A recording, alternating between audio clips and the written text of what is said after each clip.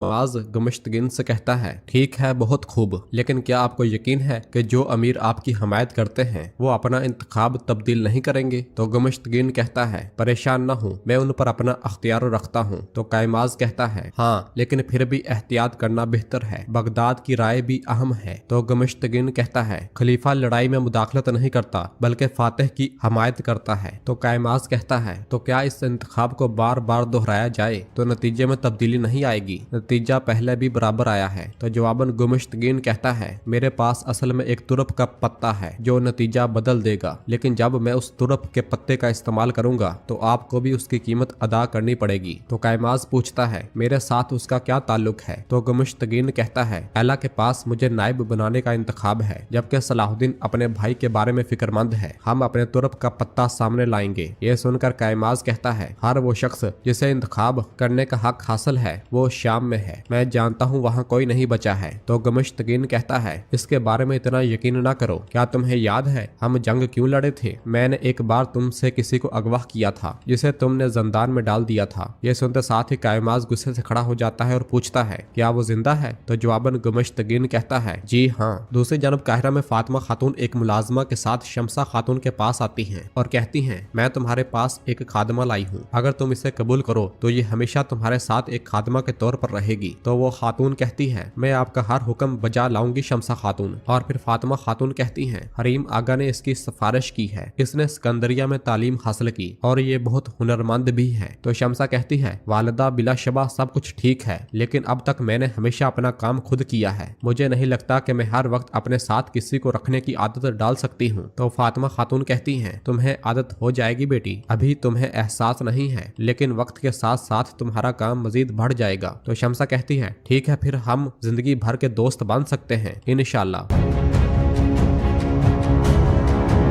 इधर शाम में वजीर सलाहुद्दीन अपने साथियों के साथ मंसूबाबंदी करते हुए कहते हैं, एला किले में दावा बोलना मुश्किल है लेकिन नामुमकिन नहीं है, मामूल से मुख्तलिफ तरतीब दरकार है। मिस्र के सुल्तान के तौर पर मैं एला किला का दौरा करूंगा, मैं किले के कमांडर से मुलाकात करूंगा और कैदियों को सरकारी तौर पर निकलवाने की दरख्वास्त करूंगा, तभी तुम किले में घुस जाओगे। इसी लम्हे गुमश्तगीन बगैर इजाजत के वहाँ पर दाखिल होता है और कहता है, मंसूबा अच्छा है लेकिन काफी नहीं है। उसे वहाँ देखकर वजीर सलाहुद्दीन गुस्से का इजहार करते हुए कहते हैं, आप बगैर इजाजत अंदर दाखिल कैसे हो सकते हैं? क्या किसी ने आपसे आपकी राय पूछी? तो गुमश्तगीन कहता है, मैं अब भी अपना तावन पेश करना चाहूंगा, मैं बोरो के बारे में माजरत ख्वाह हूँ, जल्द ही सब कुछ ठीक हो जाएगा। और फिर वजीर सलाहुद्दीन गुस्से से कहते हैं, मुझे देखो, मैं पहले ही गुस्से में हूँ, जो कहना चाहते हो कहो और फिर जाओ। तो गुमश्तगीन कहता है, मैं किले की खुफिया सुरंगों को अच्छी तरह जानता हूँ, अगर आप मेरी मदद चाहते हैं तो मैं तैयार हूँ। तो वजीर सलाहुद्दीन उससे पूछते हैं, तुम ऐसा क्यों कर रहे हो? तो जवाबन गुमश्तगीन कहता है, जब खानदान की बात आती है तो सब कुछ पीछे रह जाता है सलाहुद्दीन, जब आफत आती है तो मुकाबला खत्म हो जाता है। यह सुनते साथ ही वजीर सलाहुद्दीन उसे देखने लग जाते हैं। दूसरी जानब कुदस में सबीला बालन से कहती है, मुझे खदशा है कि मारिया कुछ करेगी और बाल्डोन को उलझाएगी। तो जवाबन बालन उससे कहता है, प्रिंस बाल्डोन अपनी उम्र से ज्यादा होशियार है, मुझे नहीं लगता कि मारिया या कोई और उस पर असरअंदाज हो सकता है। तो सबीला कहती है, एक बहुत बड़ी जिम्मेदारी हमारे सामने है। तो जवाबन बालन कहता है, मैं जानता हूँ और हम इस जिम्मेदारी से पीछे नहीं हटेंगे, हम कुदस को बगैर तवज्जो के नहीं छोड़ सकते सबीला। तो सबीला कहती है, जैसा कि मेरे बाबा ने कहा था, हर शय कुदस के लिए है। तो बालन भी उससे कहता है, हर शय कुदस के लिए है। इसी लम्हे विलियम वहाँ पर आता है और कहता है, प्रिंस बाल्डोन अपने कमरे में सबका इंतजार कर रहे हैं। ये कहते और सुनते साथ ही वो तीनों निकल जाते हैं। इधर वजीर सलाहुद्दीन अपने साथियों के साथ मौजूद होते हैं और कहते हैं, गुमश्तगीन भी हमारे साथ आएगा। गुमश्तगीन वहाँ से जा चुका होता है और एथरस वजीर सलाहुद्दीन से पूछते हैं, सुल्तान क्या उस जैसे गद्दार के साथ दुश्मन के किले में जाना दुरुस्त है? तो जवाबन वजीर सलाहुद्दीन कहते हैं, शायद ये ठीक नहीं है, लेकिन फिलहाल ये जरूरी है, मुझे ये जानना है कि उसका मसला क्या है। और फिर बाइबोरा कहता है, करातेगन भी उसकी गैर मौजूदगी में डाकू को तलाश करते हुए आराम से हरकत कर सकता है। दूसरी जानब कुदस में बाल्डोन तख्त पर बैठा होता है और कहता है, मेरे बाबा बादशाह इमाले की मौत के बाद मुझे तख्त के वारिस की हैसियत से अपना फैसला करना था और मैंने फैसला किया है कि मेरी अभी इतनी उम्र नहीं हुई कि मैं इस बादशाही को संभाल सकूं, मजीद ये कि मैं बीमार हूँ। तो इसलिए कुदस के तख्त से दस्तबरदार होकर मैं अपना ये हक अपनी बहन शहजादी सबीला के लिए छोड़ता हूँ। जैसा कि मेरे बाबा ने हमेशा कहा, हर शय कुदस के लिए है। है, मैं शहजादा बाल्डोन कुदस के लिए कुदस की बादशाही को तर्क करता हूँ। ये सुनकर मारिया, लाडगाय और चातलियोन का बहुत ज्यादा गुस्सा आता है, जबकि बाकी सबीला, बालन और विलियम बहुत खुश हो रहे होते हैं। और फिर अगले दिन वजीर सलाहुद्दीन गुमुश्तगीन और अपने साथियों के साथ एला किले की जानब जा रहे होते हैं। और फिर रास्ते में वजीर सलाहुद्दीन गुमुश्तगीन से पूछते हैं, एला में आपके पास ऐसा कौन सा काम था, क्या आप उसके खुफिया हिस्सों को जानते हैं? तो जवाबन गुमुश्तगीन कहता है, जिहाद के लिए निकलने वाले आप वाहद नहीं है सलाहुद्दीन। तो वजीर सलाहुद्दीन कहते हैं दीवान में आपको गुफ्तगू करते हुए देखा, लगता है आप जल्दी थक गए हैं। तो गुमुश्तगीन कहता है, नहीं, मैंने जहाद को तर्क नहीं किया, बस हमें कुछ देर के लिए अमन कायम करने की जरूरत है। हमें अपने किलों और शहरों को मजबूत और बहाल करना चाहिए और उसके लिए कराकोश जैसे माहर तामीरात की जरूरत है। तो वजीर सलाहुद्दीन पूछते हैं, तो आप जानते हैं कि कराकोश एला में है? तो जवाबन गुमुश्तगीन कहता है, हर कोई कराकोश के साथ अपने किले मजबूत करना चाहता है, क्योंकि कुफार को ये मालूम था, इसलिए उन्होंने इसे बरसों कैद में रखा। तो वजीर सलाहुद्दीन उससे कहते हैं, अगर आप एले किला कराकोश के लिए जा रहे हैं तो ज्यादा पुरजोश ना हूँ। तो गुमुश्तगीन कहता है, मेरा ऐसा कोई इरादा नहीं है, कभी कभी जो नजर आता है वही होता है सलाहुद्दीन। मुझे शाम में रहने में तकलीफ हुई, जबकि 2 बहादुर सलीबियों की कैद में है, तो इसलिए कोई और वजह तलाश न करें। उधर एला किले में आसफ और कमांडर साहिरा के पास आते हैं। आसफ कहता है, सलाहुद्दीन को पता चल गया है कि उसका भाई यहाँ पर है, वो शाम से निकल चुका है और आ रहा है। तो साहिरा कहती है, कातब को बुलाओ कमांडर, मेरे पास मेहमान खसूसी के लिए एक दावतनामा लिखा जाएगा। तो कमांडर पूछता है, क्या मैं जान सकता हूँ कि ये मेहमान कौन है? तो साहिरा कहती है, आराम करो, सलाहुद्दीन हमें छू भी नहीं सकता। जब वो अपने भाई को लेने आएगा तो उसे वो बिल्कुल मुख्तलिफ मिलेगा। अभी मेरा आपसे एक काम है। ये सुनकर वो दोनों भी सोच में पड़ जाते हैं। जिंदान में बोरो कराकोश से पूछता है, यहाँ से निकलने का क्या कोई रास्ता नहीं है? तो कराकोश उससे कहता है, वो यहाँ पर इंतहाई कीमती और खतरनाक लोगों को रखते हैं, हर कदम पे पहरेदार हैं। तो बोरो उसके पास बैठते हुए पूछता है, क्या इनमें कोई कमजोरी नहीं है? यहाँ बरसों बीत गए, आपने यकीनन कुछ सोचा होगा। तो जवाबन कराकोश कहता है, यकीनन कुछ सोचा है। वो हर उन कैदियों को कुछ देर के लिए बाहर लेकर जाते हैं ताकि कुछ हवा मिले। पहले तो वो मुझे बाहर नहीं जाने देते थे, फिर उन्होंने मुझे भी बाहर जाने देना शुरू कर दिया। वो सिपाहियों को भीड़ में रखते हैं, लेकिन दीवारें नीची हैं और हम इस पर काबू पा सकते हैं। ये सुनकर बोरो कहता है, अगर हम वहाँ से गुजर जाएं तो हम किले की सुरंगों तक पहुँच सकते हैं। अगर हम इन मुहाफिजों को उतार दें और जान लें कि मेरे भतीजे कहाँ हैं, हम ऐसा करेंगे, लेकिन कैसे? हम अपने भतीजों को कैसे ढूंढेंगे? हम नहीं जानते कि कौन सा रास्ता कहाँ से खुलता है। तो कराकोश खुश होते हुए बिस्तर के नीचे से नक्शा उठा लाता है और कहता है, मैं बरसों से इसे खींचने की कोशिश कर रहा हूँ। जिंदान का नक्शा मैंने अपने दिमाग में हिफ्ज किया हुआ है। ये सुनकर बोरो बहुत खुश होता है और उसे दाद देता है। दूसरी जानब कुदस में मारिया, लाडगाय और चातलियोन बहुत ज्यादा परेशान होते हैं। लाडगाय कहता है, विलियम विलियम विलियम, मैं जानता था उसने शहजादे को उलझाया। मलका, जैसा कि आप देख सकती हैं, जब तक विलियम सांस ले रहा है कुदस के बारे में आपका कोई भी मंसूबा कामयाब नहीं हो सकेगा। और फिर चातलियोन कहता है, ऐसा करने का एक बहुत ही आसान तरीका है, मैं उस विलियम और उसकी किताबों को तारीख के आलूदा तरीन सफहात में शामिल कर दूंगा। तो मारिया कहती है, कौन? तो चातलियोन, आप हमेशा वही करते हैं जो आपके जहन में आता है, लेकिन याद रखें लोगों के जहनों में आने वाले पहले ख्यालात औसत जहानत के होते हैं, एतदाल पर मबनी नहीं होते। विलियम अपनी किस्मत को आगे बढ़ा रहा है, लेकिन हम उसे दिखाएंगे कि हमारे पास जो कुदस है वो पुराना कुदस नहीं है। इधर शाम में अल्बेस कारातेगन के पास आता है और कहते हैं, डाकू अभी तक नहीं मिला, जाहिर है गुमुश्तगीन ने उसे किसी खुफिया जगह पर रखा होगा। तो कारातेगन कहता है, गुमुश्तगीन का कुत्ता क्या नाम है उसका? तो अल्बेस कहता है, काराजा। तो जवाबन कारातेगन कहता है, हाँ हाँ काराजा, उसे ढूंढो और उसका ताकुब करो, अगर हमें कोई इशारा मिलता है तो हम उस पर अमल करेंगे। ये सुनते साथ ही अल्बेस चला जाता है। उधर हम देखते हैं कि वजीर सलाहुद्दीन गुमुश्तगीन और अपने साथियों के साथ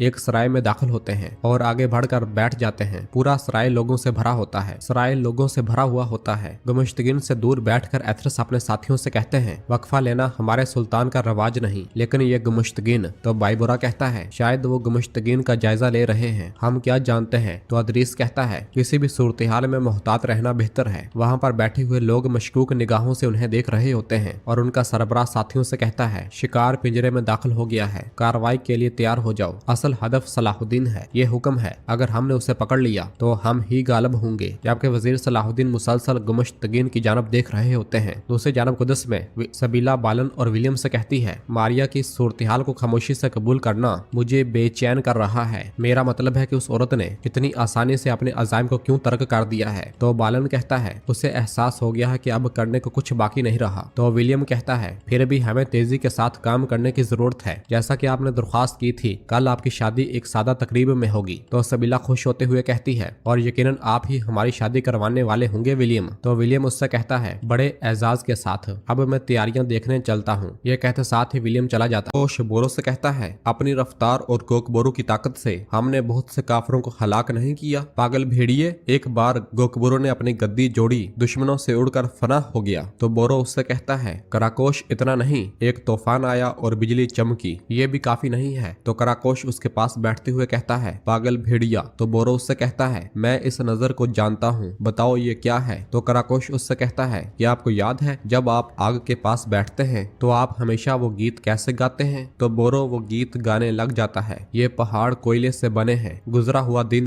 जिंदगी भर है। बाहर से साहिरा आगे बढ़ रही होती है और ये सुनकर रुक जाती है। बोरो गाता है वहाँ किस्मत का एक परिंदा है, उसका पंजा लोहे का बना हुआ है। वहाँ किस्मत का एक परिंदा है, उसका पंजा लोहे का बना हुआ है। आओ मेरे प्यारे, मैं तेरे रास्ते से सरशार हूँ, तो मुझे बचा ले या कर दे कुर्बान, या मेरे दर्द का कुछ कर दे कर्मा। वो साथ साथ साहिरा के साथ गुजरे हुए लम्हात को भी याद करता है और मजीद कहता है ये रास्ता कदीम है, ये दूसरी तरफ जाता है, ये दूसरी तरफ इशारा करता है। ये रास्ता कदीम है, ये दूसरी तरफ जाता है। एक अजनबी यहाँ मर गया, परिंदे मातम में चले आते हैं। यहाँ एक अजनबी मर गया, आओ मेरे प्यारे, मैं तेरे रास्ते से सरशार हूँ, या तो मुझे बचा ले या कर दे कुर्बान, या मेरे दर्द का कुछ कर दे कर्मा। साहिरा भी बाहर से उसे देखते हुए गौर से सुन रही होती है और फिर आखिर में कराकोश कहता है अल्लाह आपके सलाह पर रहम करे। और फिर साहिरा गमगीन होते हुए चली जाती है और फिर एक सिपाही जंदान खोलकर उनके पास आता है और फिर कहता है हम आपको बाहर चाहते हैं। यह कहते साथ ही वो उन्हें बांधने लग जाता है। दूसरी जानब सराय में वजीर सलाहुद्दीन कहते हैं सिपाहियों चलो रवाना होते हैं। ये सुनकर खलील जैसे ही उठकर आगे बढ़ता है, हमला आवरों का सरबरा खलील को दबोच लेता है और उसकी गर्दन पर अपना खंजर रख लेता है और फिर उसकी देखा देखी सब अपनी अपनी तलवारें बेनियम कर लेते हैं। और वो सरबरा वजीर सलाहुद्दीन से कहता है तलवारें नीचे रखो और हथियार डाल दो या मैं इसका गला काट दूंगा। वजीर सलाहुद्दीन पूछते हैं तुम्हें किसने भेजा है, तुम किसके आदमी हो। तो वो सरबरा कहता है बात लंबी ना करो, हथियार डाल दो।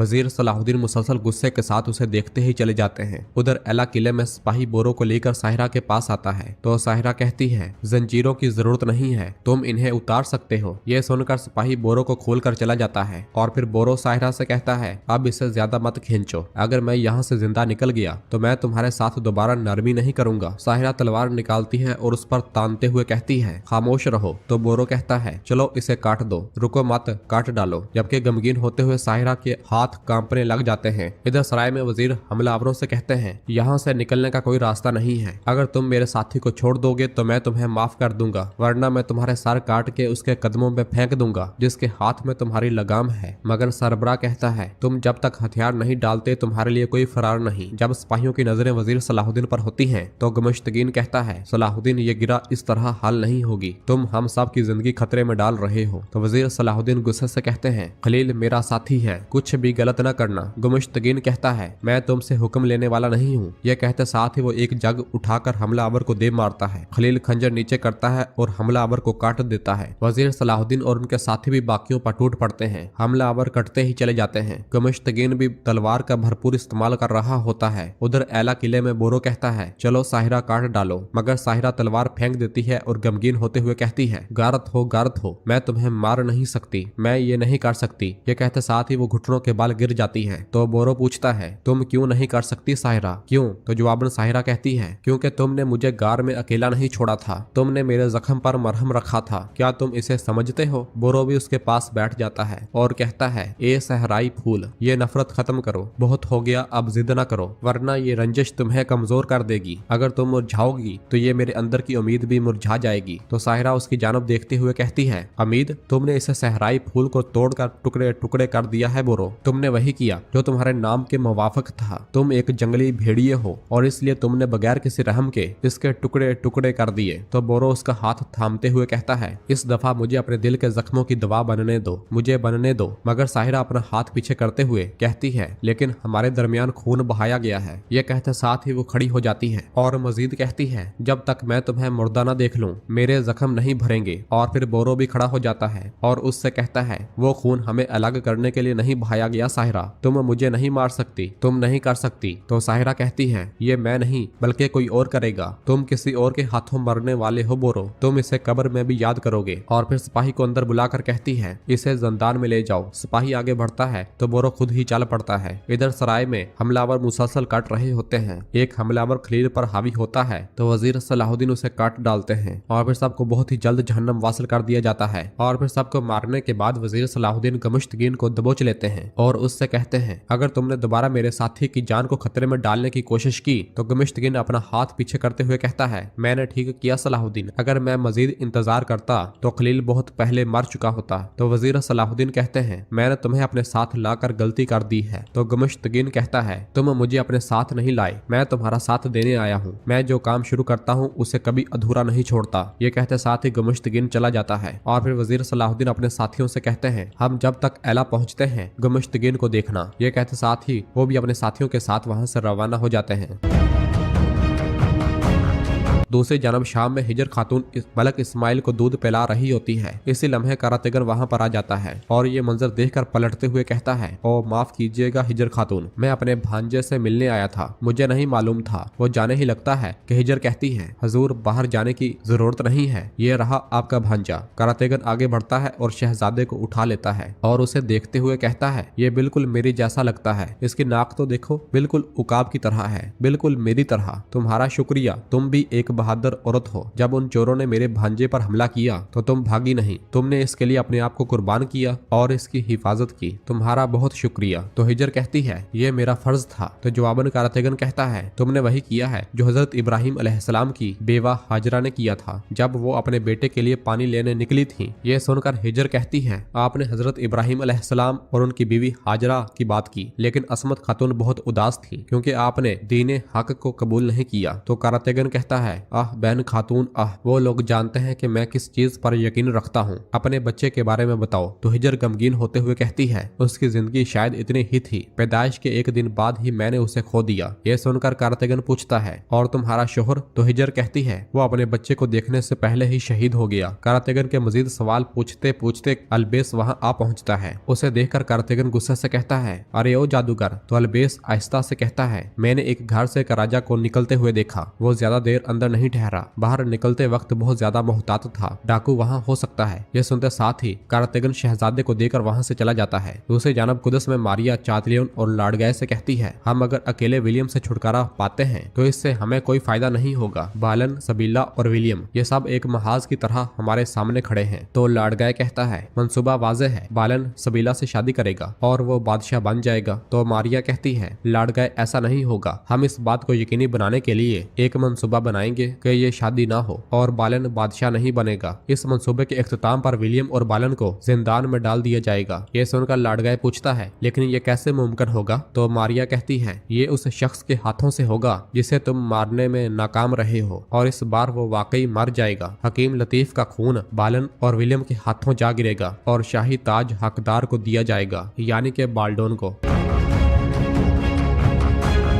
दूसरी जानब शाम में कारातेगन अलबेस और सिपाही के साथ खुद को छुपाए उस घर की जानब जा रहा होता है। वो सब तेजी के साथ आगे बढ़ते ही चले जाते हैं। उधर कुदस में मारिया अपनी खादमा से कहती है मैं चाहती हूँ कि तुम विलियम के कमरे में जाओ और मेरे लिए उसके कमरे से कुछ लाओ, कुछ जाती होना चाहिए और वाजे रहे कि वो चीज विलियम की ही हो। ये सुनते साथ ही खादमा चली जाती है। इधर वो डाकू भागने की तैयारी कर रहा होता है मगर दरवाजा खुलता है और कारातेगन और अपने सिपाहियों के साथ अंदर दाखिल हो जाता है। डाकू डरते हुए कहता है तुम मुझसे क्या चाहते हो? मैंने वो सब कुछ बता दिया जो गमुश्तगीन ने पूछा, मुझे अकेला छोड़ दो। ये सुनते साथ ही कारातेगन अपना चेहरा अयां कर देता है और कहता है ये मैं हूँ कारातेगन, अब मुझे बताओ कि गमुश्तगीन ने ये तमाम झूठ फैलाने के लिए तुम्हें क्या कुछ दिया है? तो वो डाकू कहता है मैंने सिर्फ वही कहा जो मैंने देखा है। तो कारातेगन गुस्से से कहता है अभी भी झूठ बोल रहे हो? और फिर उसका बैग देखते हुए कहता है अरे इसे देखो, ये फरार होने के लिए अपना सामान बांध रहा है, कहाँ लेकर जा रहे हो ये सामान? क्या तुम्हें लगता है कि गमुश्तगीन तुम्हें छोड़ देगा? वो तुम्हें मार डालेगा ताकि हकीकत सामने ना आए, लेकिन अगर तुम सच बोलोगे तो हम तुम्हारी हिफाजत करेंगे, जितना उसने दिया है उससे ज्यादा देंगे। अरे ये उसने क्या दिया है? ये तो सिर्फ चांदी है,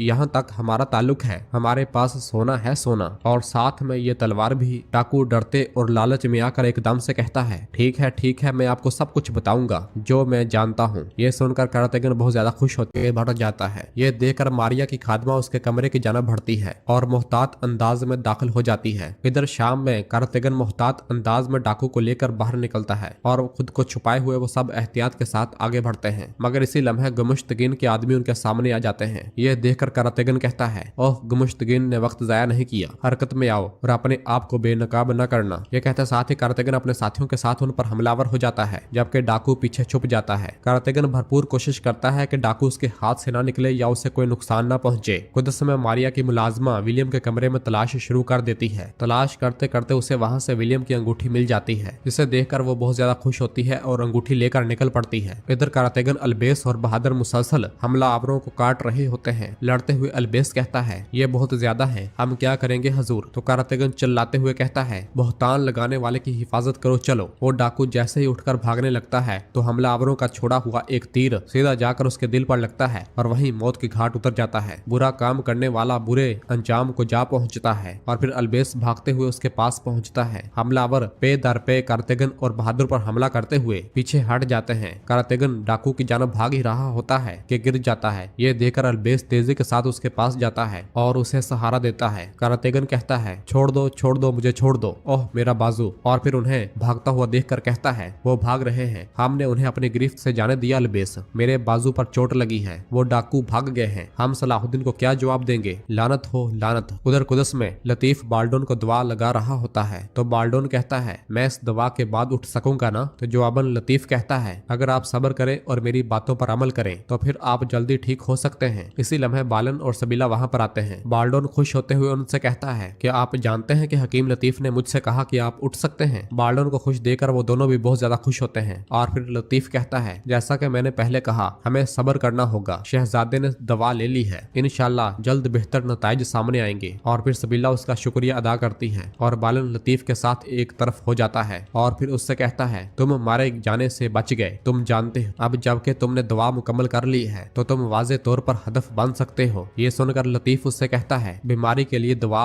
मुकम्मल इलाज नहीं है, आप जानते हैं, अभी के लिए ये नए जख्मों को ज़हर होने से रोकेगी। शहजादे के मुकम्मल सेहतयाब होने के लिए इलाज तवील अरसे तक जारी रहेगा। अगर आप कहते हैं तो ठीक है, मैं दवा का तरीका लिख कर आप तक पहुंचा दूंगा। तो बालन कहता है, ये सही कहा है, ये सबसे महफूज तरीका है। इसी लम्हे मारिया एक किताब उठाए वहाँ पर आती है और बाल्डोन को देखकर कहती है, मुझे ये देखकर खुशी हुई कि हकीम लतीफ हर दिन नई खुशी ला रहा है और आप रोज बरोज बेहतर होते जा रहे हैं बाल्डोन। तो लतीफ कहता है, ये बाल्डोन के आराम करने का वक्त है। और फिर मारिया बाल्डोन से कहती है, मैं यहाँ पर आपको एक किताब पढ़कर सुनाने आई हूँ जो आपको बहुत ज्यादा पसंद है, मशहूर सुरमाओं की मुहिम जोई। बाल्डोन खुश होता है तो सबीला गुस्से के साथ आगे बढ़ते हुए कहती है, आपने हकीम लतीफ को सुना है, बाल्डोन को आराम करने की जरूरत है। तो मारिया कहती है, ठीक है, मैं इसे फिर बाद में सुना दूंगी। मगर बाल्डोन कहता है, नहीं, बराए करम मुझे ये अभी सुनाए। ये सुनकर सबीला को बहुत ज्यादा गुस्सा आता है, मगर शहजादे के इसरार पर वो सब लोग चले जाते हैं। मारिया कहानी सुनाने के लिए शहजादे के पास आ बैठती है। दूसरी जानब एला किले में रोशनी की देखते हुए कराकोश खुश होते हुए कहता है, वो कुछ देर के बाद हमें सहन में ले जाएंगे। तो बोरो कहता है, मेरी तरफ से इशारे का इंतजार करना। कुछ ही देर के बाद सिपाही वहाँ पे आ जाते हैं और जैसे ही वो बांधने लगते हैं तो बोरो और कराकोश उन दोनों को दबोच लेते हैं। बोरो एक गले पर जोर बढ़ाते हुए पूछता है, अली और तोराब कहाँ हैं? तो वो कहता है, मशरक की जानब। ये सुनते साथ ही बोरो उसकी गर्दन तोड़ डालता है। और फिर कराकोश कहता है, वो सहन के मुखालिफ सिमत में है, हम उस तरफ जाकर वक्त जाया करेंगे। मगर बोरो कहता है, मैं अपने भतीजों को यहाँ नहीं छोड़ूंगा, मैं उनके बगैर कहीं नहीं जाऊंगा। ये सुनकर कराकोश बहुत खुश होता है। जबकि एला किला के बाहर वजीर सलाहुद्दीन बाइबोरा और खलील के साथ पहुंचते हैं। दरवाजे पर सिपाही उन्हें रोकते हुए पूछता है, तुम कौन हो? अपना तारुफ करवाओ और हमें बताओ कि तुम एला किले में क्यों आए हो। तो खलील उनसे कहता है, नए आने वाले मिस्र के सुल्तान सलाहुद्दीन अयूबी हैं। वो एला किले के कमांडर के साथ किसी खास मसले पर बातचीत करना चाहते हैं। यह सुनकर साथ ही दरवाजा खोल दिया जाता है और वजीर सलाहुद्दीन अपने साथियों के साथ किले में दाखिल हो जाते हैं। दूसरी जानब हम देखते हैं कि मुश्तकीन वजीर सलाहुद्दीन के साथियों के साथ एला किले के खुफिया सुरंगों की जानब जा रहा होता है और वो सब तेजी के साथ आगे बढ़ते ही चले जाते हैं। उधर किले में आसफ कमांडर के साथ साहिरा के पास आता है और कहता है, सलाहुद्दीन आ गया है साहिरा। सहराए के बदवी उन्हें रोक नहीं सके। ये सुनकर साहिरा को बहुत ज्यादा गुस्सा आता है और वो कहती है, ठीक है, लेकिन ज्यादा वक्त लगेगा, हमारे मेहमान को मतला करो और मिस्र के सुल्तान को मौसूल करो, जब तक मैं उसके भाई के साथ मामला तय करती हूँ। हमारे मेहमान को उसके बड़े भाई को उलझाने दो। नाजरीन, फिर इसके बाद हम देखते हैं कि जिंदान के बाहर कराकोश बाजंतीनी लिबास पहने तलवार बोरो के गले पर तान कर आगे बढ़ता है। वो कुछ सिपाहियों से तो गुजर जाते हैं मगर आगे एक सिपाही उन्हें रोक लेता है और पूछता है तुम कैदी को कहाँ लेकर जा रहे हो। तो जवाबन कराकोश कहता है मुझे हुक्म दिया गया है कि इसे मशरक की जानब ले जाऊं। तो सिपाही पूछता है तुम्हें हुक्म किसने दिया। तो कराकोश कहता है कमांडर अब मुझे अपना काम करने दो। सिपाही तलवार बेनियाम करते हुए कहता है खुसूसी कैदियों को सिर्फ चीफ मुहाफिज ही मुंतकिल कर सकते हैं और तुम चीफ मुहाफिज नहीं हो। ये कहते साथ ही वो कराकोश पे हमलावर हो जाता है। बोरो और कराकोश उनके साथ निमटने लग जाते हैं और उन्हें आनन फारन जहन्नम वासिल कर देते हैं। इसी लम्हे मजीद बाज़ंतीनी सिपाही वहां पहुंचते हैं तो वो उन्हें भी पलक झपकते साथ ही मौत के घाट उतार देते हैं। मगर मजीद औरों को सामने से आता हुआ देखकर कराकोश कहता है बोरो हमें वापस जाना होगा, हम मशरक की जानब नहीं जा सकते। ये सुनकर बोरो को बहुत ज्यादा गुस्सा आता है मगर वो कराकोश के साथ पलट जाता है। बाज़ंतीनी सिपाही उनके पीछे नहीं भागते और उन्हें जाने देते हैं। बाहर वजीर सलाहुद्दीन अपने साथियों के साथ कमांडर के पास आते हैं। हमारे महल में खुश आमदीद सलाहुद्दीन।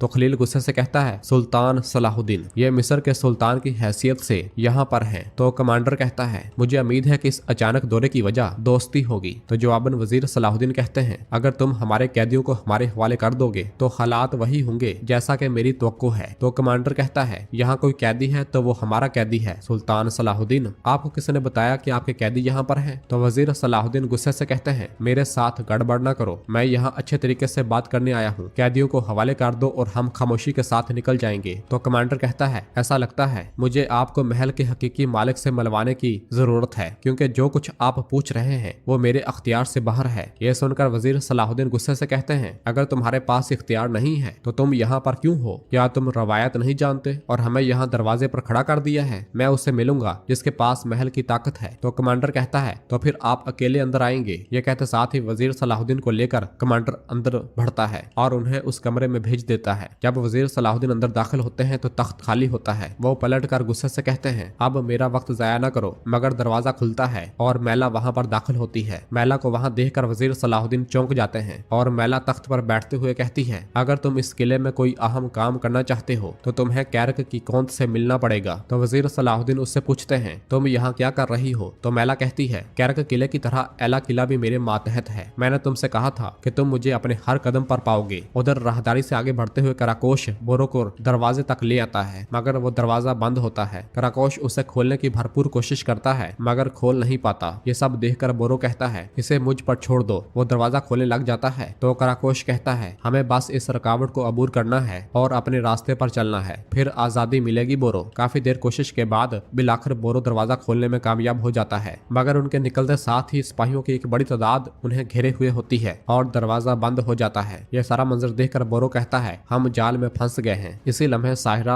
आसफ और कमांडर के साथ वहां पर आती है और कहती है तुम रास्ते के इख्तिताम पर पहुंच आए हो बोरो। तो जवाबन बोरो कहता है चलो साहिरा काफिर सिपाहियों को भेजकर ये खेल खत्म करो। तो साहिरा कहती है फिक्र मत करो बोरो, हम इख्तिताम के करीब हैं। ये मेरा वादा पूरा करने का वक्त है, ऐसी मौत जिसे तुम कभी नहीं भूलोगे। तो बोरो पूछता है क्या बात है, क्या तुम मेरा सामना करने जा रही हो। तो साहिरा कहती है मैं नहीं बल्कि एला के दो इंतहाई अहम जंगजू। अगर तुम उन्हें शिकस्त देने में कामयाब हो गए तो तुम कराकोश के साथ जाने के लिए आजाद होगे। तो बोरो पूछता है अगर मैं उन्हें शिकस्त ना दे सका तो क्या होगा। तो साहिरा कहती है फिर मैं अपना वादा पूरा करूंगी। तो बोरो कहता है चाहे मैं जीतूं या हारूं कराकोश यहाँ से निकल कर जाएगा, अगर कोई मरेगा तो वो मैं हूँगा। मगर साहिरा कहती है तुम ये सब कहने की हालत में नहीं हो, काफी बातें हो गई, अब तलवारों को बोलने दो। ये कहते साथ ही साहिरा बुलंदी पर जाकर बैठ जाती है और उसके हुक्म पर एक जंगजू आगे बढ़ता है जिसके पास एक बड़ा खतरनाक कुल्हाड़ा होता है लेकिन उसकी सेहत उस कुल्हाड़े से काफी ज्यादा कमजोर दिखाई देती है। वो घूरते हुए बोरो की जानब बढ़ता है तो कराकोश कहता है नेजाबाज तुम जानते हो कि क्या करना है पागल भेड़िए। बोरो कहता है लंबा है लेकिन अगर मैं इसके दफा को तोड़कर इस तक पहुंच जाऊं तो कराकोश उसे थपकी देते हुए कहता है तो ये खत्म हो जाएगा। ये सुनते साथ ही बोरो आगे बढ़ता है। वो जंगजू पहला हमला ही बहुत ज्यादा खतरनाक करता है। बोरो उससे बचता है और उसका दूसरा वार रोक लेता है और अंदर वजीर सलाहुद्दीन मैला से कहते हैं हमारे दरमियान कहने का कुछ नहीं बचा, कराकोश और बोरो को हवाले करो, हम चले जाएंगे। तो मैला कहती है ये इतना आसान नहीं है सलाहुद्दीन, तुम्हारा भाई मेरे किले में घुस आया और मेरे एक गुलाम को बाहर ले जाने की कोशिश की। तो वजीर सलाहुद्दीन कहते हैं कराकोश हमारा है, क्या उसकी बरसों की कैद तुम्हारे लिए काफी नहीं है, तुम कीमत बताओ, हम हर कीमत अदा करने को तैयार हैं। तो मैला कहती है जो कीमत अदा करनी है वो तवान से कहीं ज्यादा है।